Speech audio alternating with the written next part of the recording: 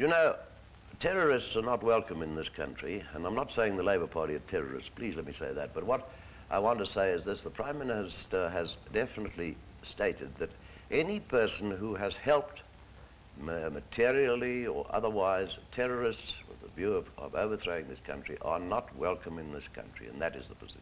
You'd obviously include Mr. Healy in that. Well, I'm not going to use names or personalities, but any person who has helped or talked in favour of terrorists is not welcome here.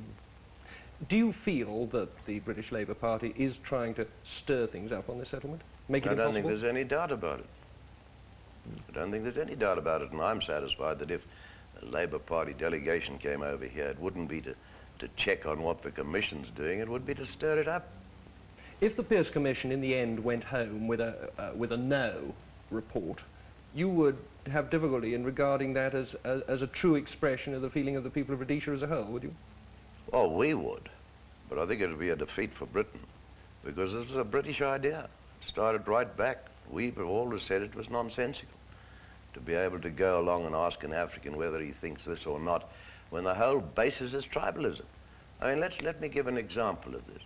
If the Commission was to stop a tribesman out in the tribal areas and ask him what he thought of the proposals and whether he thought they were right or wrong, he would become extremely suspicious. He would say, why are they asking me?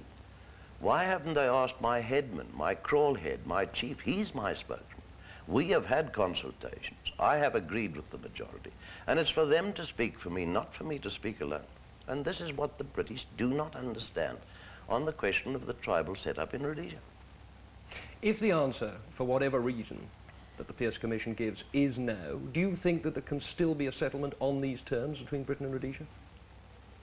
Well, it'd be very awkward, wouldn't it? I'm not quite certain how we'd do it. I haven't studied the position. I've thought of it. But I'm an optimist. I think there's going to be a favourable reaction in due course once the Commission gets to working in the right way, instead of advertising its meetings and meeting where it can in quiet with the tribesmen or in town, I don't mind where they meet, but getting the responsible opinion without this agitation and intimidation behind it. I think they will get a surprising result of people who want it. This is my own opinion.